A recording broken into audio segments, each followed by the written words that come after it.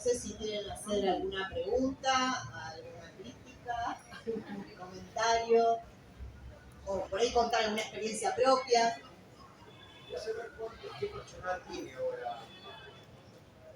Bueno, primero vamos a saludarlo, me gustó su charla, la suya también, es su jubilado. Quería saber cómo se sustenta la fábrica, qué personal tiene, cómo cobran, cómo organizan su salario, las jornadas laborales. Eso también es importante para la gente que pueda saber cómo se reabre una fábrica, porque no es tan fácil.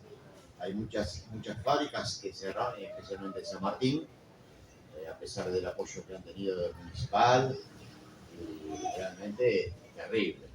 Yo creo que me enteré hace poco que son 297 pymes que cerraron en San Martín. Es un montón.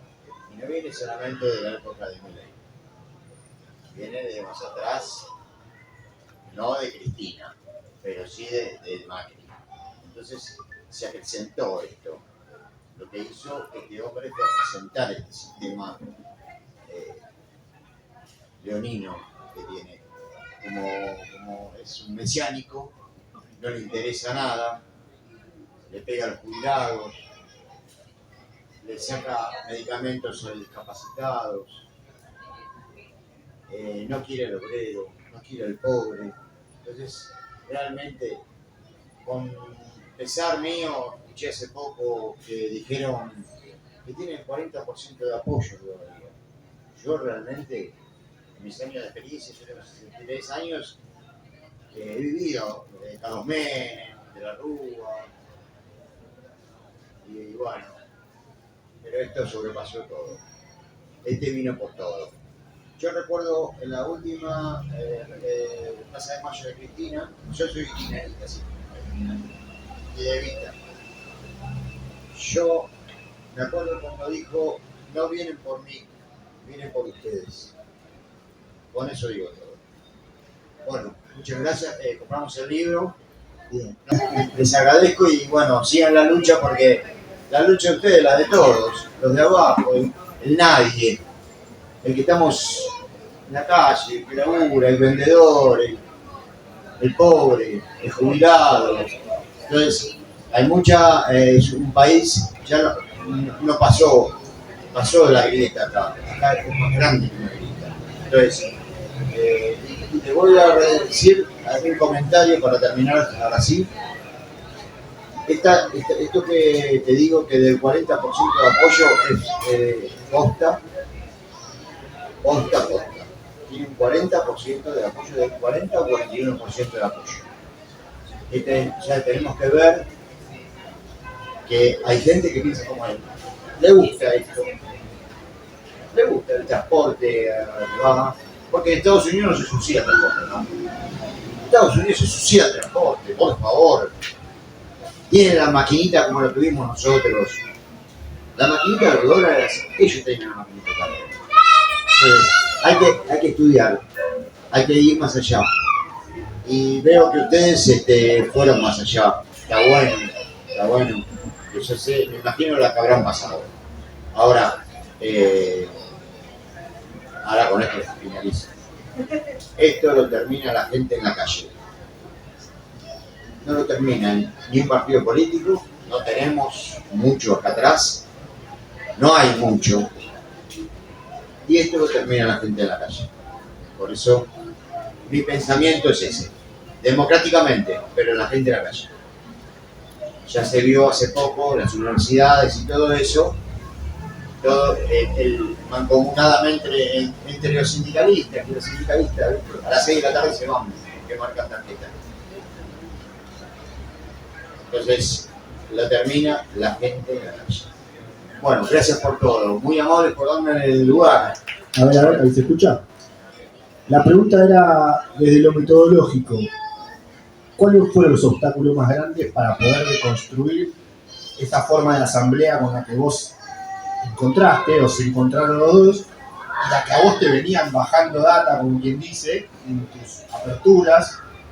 ¿Cuáles fueron los obstáculos metodológicos con los que te encontraste cuando vos o ustedes fueron a contar de qué se trataba esta otra forma nueva y bueno, ver de qué manera se pudo deconstruir esa forma para poder contar y transmitir desde lo pedagógico, que eso se da en un entorno también muy complicado, laboral, explotación, y bueno, saber cuáles fueron esas principales barreras con las que te encontraste cuando te empezaban a escuchar eso raro que vos traías y que no era que venían acostumbrados, y cómo, bueno, esas pequeñas cositas que fueron haciendo como entender a todos de que ahí había algo y de que había que profundizar más.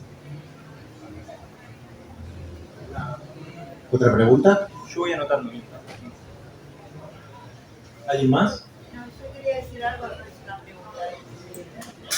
Algo que lo viví, que me dirás lo que tuvo de bueno, que no solamente convocó gente que le aportara como universitarios y demás, sino que también salió de su lugar, fue a escuela, fue al grupo de mujeres, y movilizó ahí y contó su experiencia y también recibió y transmitió su experiencia en ese momento. Eso me pareció que fue algo clave.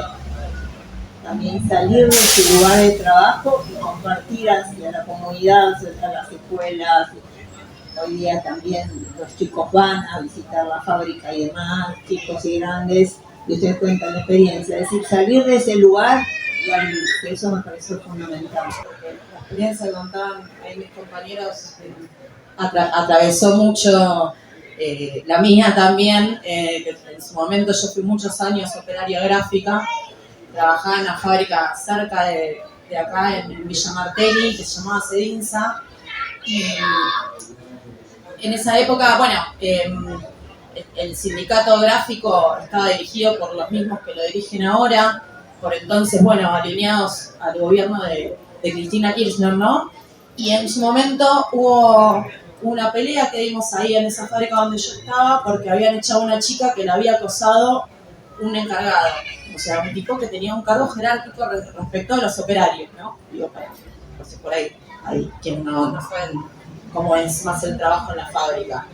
En ese momento, que no había ni una menos, ni marea verde, ni nada, fueron los compañeros de entonces Donald, que eran todos tipos aparte en ese momento, distinto a cuando armaron la gestión obrera y que ingresaron a trabajar sus compañeras, y muchas más mujeres y familiares. En ese momento fueron ellos los que vinieron no solo a apoyarnos, sino a denunciar no solo que la patronal estaba ejerciendo su dictadura patronal como lo hace siempre, sino que también dejando correr que estaba habiendo un acoso a una compañera, que había una situación de machismo y de poder, y de un acoso posibilitado por el poder, por el cargo que tenía este tipo, ¿no?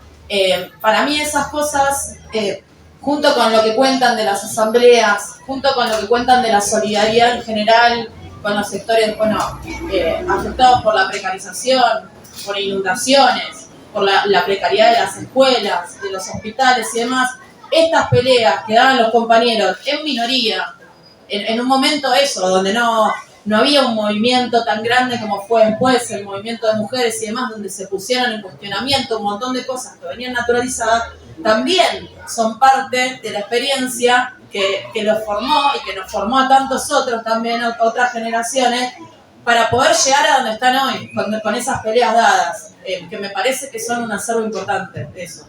Bueno, yo quería agregar, un poco contó Jime, yo también soy Jime, la experiencia de lo que fue la reconversión de la fábrica para la fabricación de sanitizantes. Imagínense que en el medio de una pandemia en donde nadie sabía muy bien qué era lo que iba a pasar, yo trabajo en la Comisión Nacional de Energía Atómica y bueno, surgió la posibilidad de que la fábrica se replantee la necesidad de reconvertir su producción al servicio de las necesidades de toda la clase trabajadora, que en ese momento se acuerdan que no había sanitizante en ningún lado, no había productos ni mascarillas, ni nada. Entonces, la propuesta de la fábrica para todos los trabajadores que estamos en el sector de ciencia y tecnología, los trabajadores, los estudiantes que estaban en la USAM, la propuesta fue, bueno, ¿cómo podemos poner al servicio de las necesidades de todos nuestro conocimiento, ¿no? Imagínense que era salir de mi casa, ¿se acuerdan que en ese momento te tenías que sacar la ropa, cambiarte todo, no podías tocar a nadie? Era una situación realmente muy compleja y los trabajadores de la fábrica no dudaron un segundo en exponer su vida, ¿no? Porque hay que decirlo así, o sea, en ese momento ustedes saben que hubo un montón de fallecidos, gente que estuvo muy, muy mal y sin embargo decidieron poner la fábrica y sus propias vidas al servicio de las necesidades. Entonces, a mí me parece que es algo que es muy importante. Ustedes saben que ahí en zona norte, en la zona esa de Panamericana, está lleno de fábricas, está la Ford. Entonces nosotros cuando charlábamos, ¿no? Pensamos, si esas fábricas pusieran al servicio de todos, en fabricar ambulancias, en fabricar respiradores, bueno, si todo eso finalmente hubiese pasado, seguramente hubiésemos tenido seguramente menos muertos, hubiésemos transitado ese momento que fue realmente muy, muy, muy difícil, muy duro. Así que ya quería compartirles esta experiencia porque para mí y para todos los que participamos fue realmente una gran enseñanza, ¿no? De cómo la clase trabajadora puede poner a disposición todos sus conocimientos para poder, solucionar todas las cuestiones que van apareciendo. Así que, yo me siento muy orgullosa de haber participado. Tengo un recuerdo muy hermoso y bueno, eso. Me quería compartir esta anécdota, esta experiencia que fue realmente muy, muy gratificante para mí.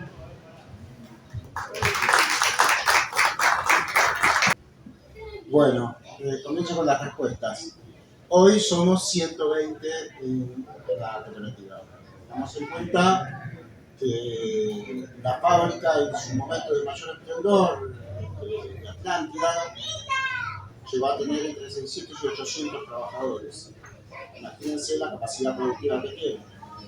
En el momento del cierre de 2014, muchísimos años después, éramos 407 trabajadores. ¿Cuándo cerró la planta? Bueno, hoy somos 120. La organización es totalmente democrática. El órgano máximo de dirección en la fábrica es la Asamblea General. Y tenemos distintos organismos democráticos dentro de la organización para la planificación productiva, que tiene que ver con coordinadores o delegados del sector, de cada sector, que se reúnen semanalmente, discuten la planificación de la producción y eso después se discute en el sector. Hay jornadas mensuales, a veces un poco más, jornadas asamblearias. No, jornadas asamblearias es todo un día de asamblea. Ese día no se trabaja. Vamos todos a la asamblea y ahí se discuten cuestiones mucho más profundas que el trabajo diario, sino cuánto facturamos, cuánta plata ganamos, cuánto nos quedó, en qué vamos a invertir en un proyecto nuevo para una máquina, vamos a comprar materia prima, vamos a repartir más salario, nosotros le llamamos excedente repartible. Vamos a repartir más. Justo hoy me preguntaban los estudiantes cómo hacíamos eso, cómo nos aumentábamos el salario. Yo les decía, mirá, es en función de lo que trabajemos. Nosotros el año pasado tuvimos un año muy bueno, un año de mucha inversión. Este año no se imprimió manuales para las universidades, los colegios, los secundarios. Nosotros hacemos parte de ese trabajo, no lo hicimos, cayó bastante nuestra producción. Tenemos la producción de bolsa de papel.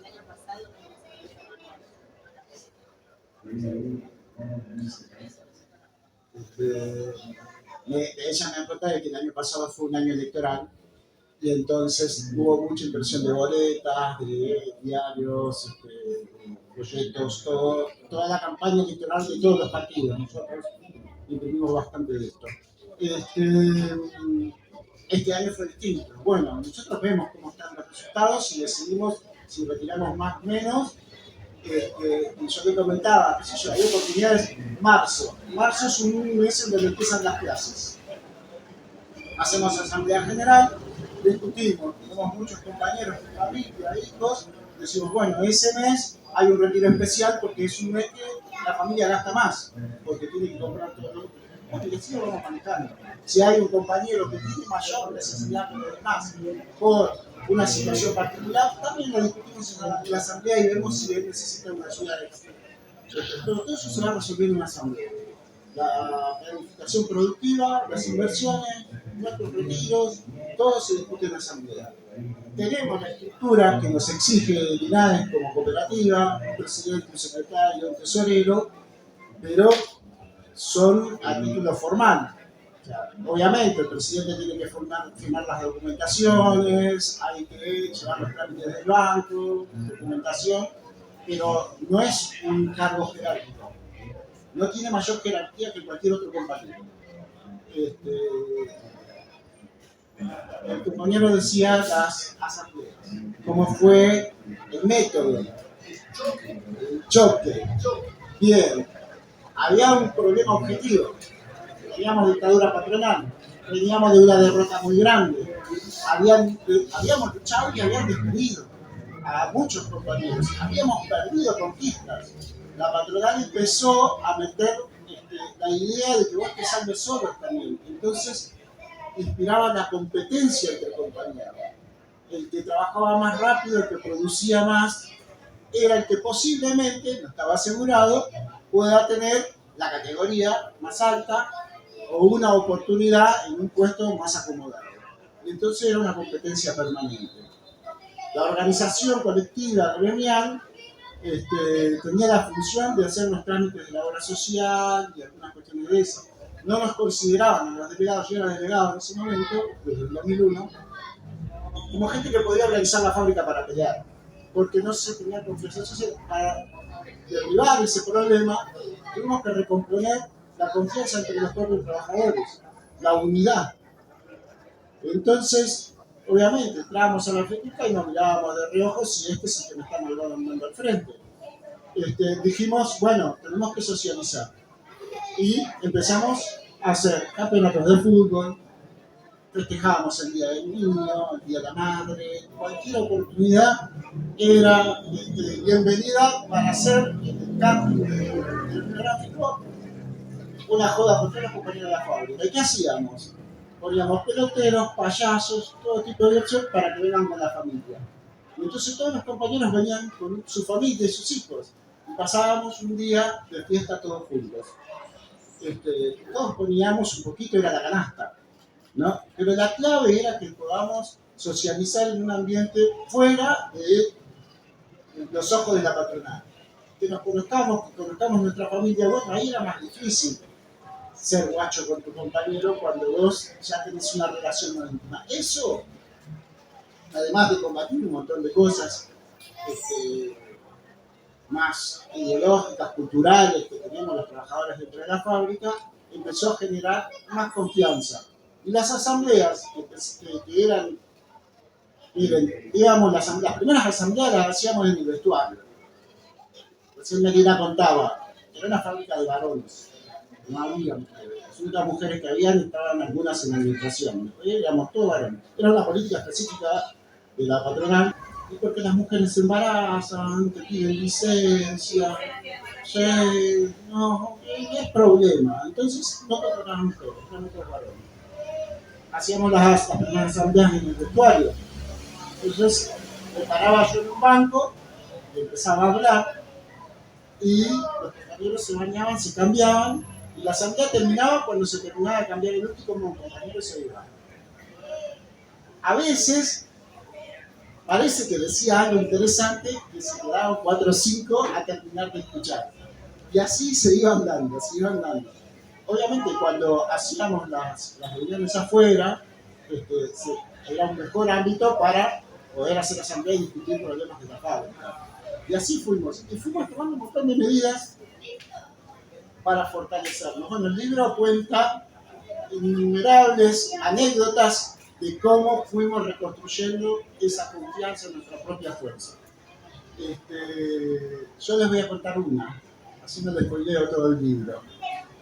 La patronal, nosotros entrábamos a la fábrica Si tenías auto, estacionabas en el estacionamiento, pasabas por un primer control, ¿no?, de seguridad, fichabas, ibas al vestuario y pasabas por un segundo control de seguridad.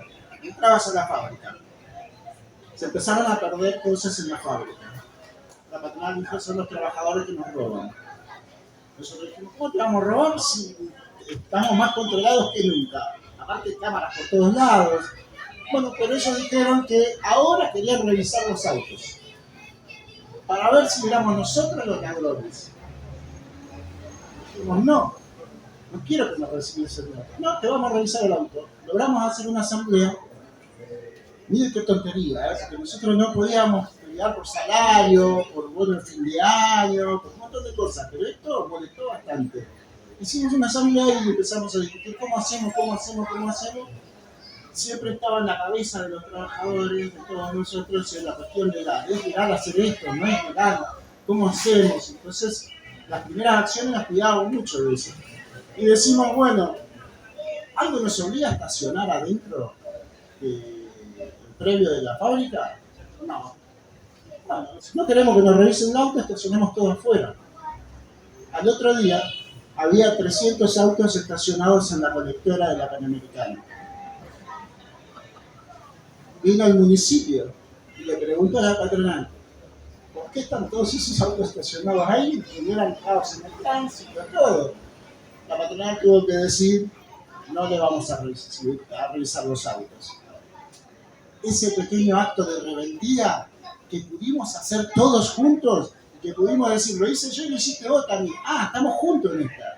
Eso empezó a recomponer la confianza en nosotros mismos. Y cada vez esas acciones eran un poquito más grandes. Nos animábamos a un poquito más. Entonces, no solamente fue discutir, y que quizás, en mi caso particular, que ya empezaba a incursionar en las ideas del trotskismo, y venía a querer organizar la fábrica con todas esas ideas, y se la contaba a mis compañeros, y le decía: fui a la universidad y conocí unos pibes que están en un partido, uno de izquierda, en ese momento, que hablaban de la burocracia sindical. Para mí eran agentes sindicales, no entendía la palabra burocracia, después la fui entendiendo. Yo le contaba todo a mis compañeros.